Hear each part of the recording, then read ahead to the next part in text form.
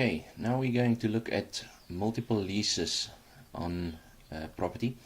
So in this instance, we assume that we have 3 leases on the property. There's 2 methods to calculate it. I'm going to start with this method.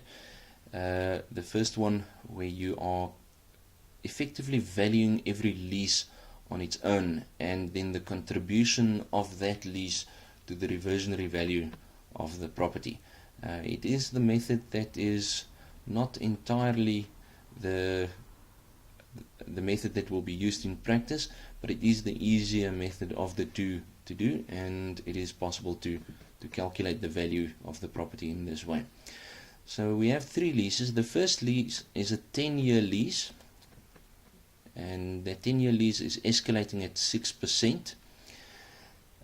Then the second lease is a 3-year lease, escalating at 10% per year, and the third lease is a 5-year lease with 7% escalation.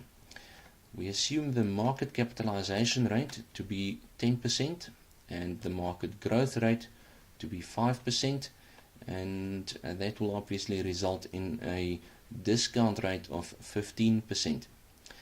On the first lease, we have a 500,000 Rand initial income, and then it escalates by 6% to 530. That is year 1 income multiplied by 1.06, and we carry on with that same calculation up to year 10. So year 10, there's the years on the right hand side. So in year 10, the income will then be 844,739. With the market growth rate being 5%, we know that the lease escalation is 1% above market.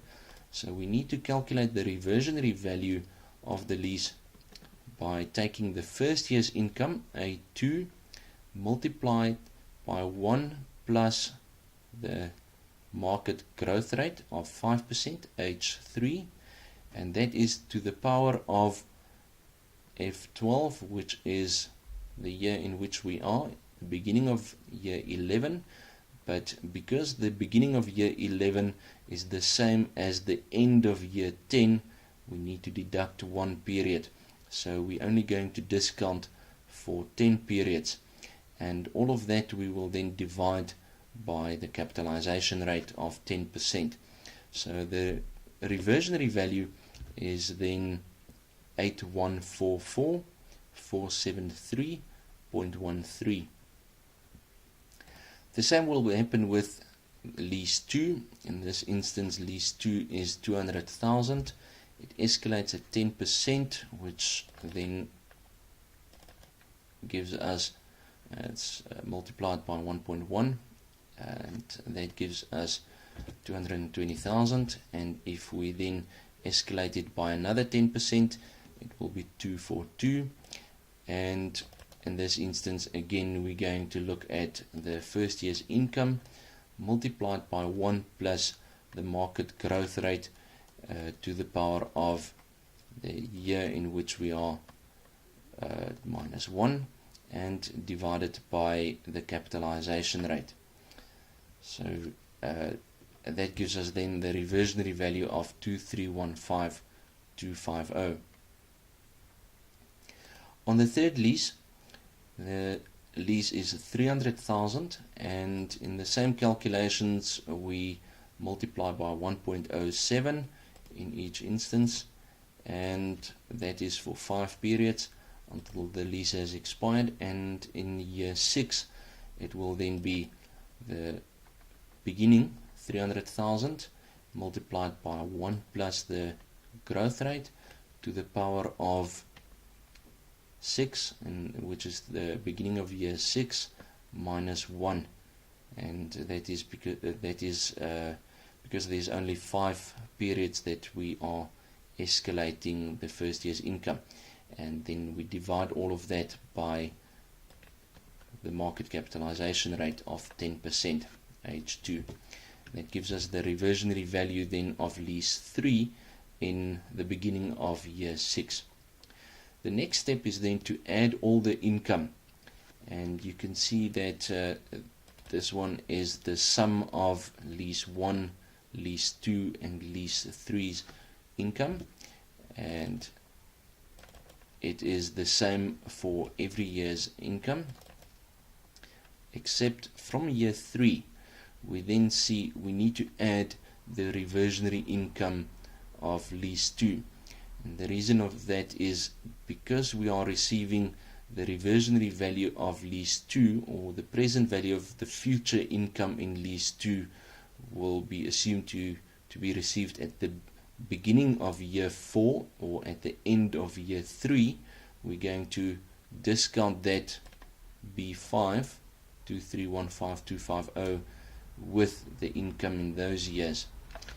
And in year 4 then we only have the income of lease 1 and lease 3, because the reversionary income of lease 2 we've already added to the previous year. In year 5 we have the income of lease 3, lease 1 and the reversionary value of lease 3. Ignore this income for now. And the same will happen where we then have only the income of the remaining leases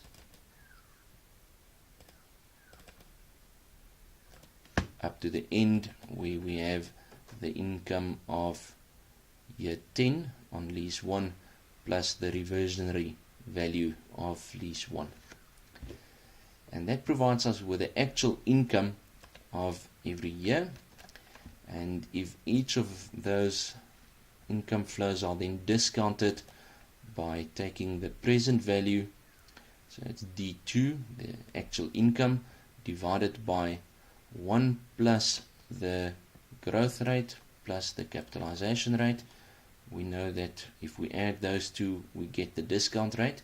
So 1 plus the discount rate to the power of F2, which is the number of periods that we want to discount it with. And we do that for every income flow, and that gives us the present value then of each year's income flow. And that will be done for every income, and in the end we then add all the income together, do a sum calculation, and that gives us a total value of 10,169,841.28. and the top slice is then the initial 1 million income divided by the capitalization rate to give us the property value of 10 million. And if we deduct 10 million from 10,169, we get the top slice of 169,841.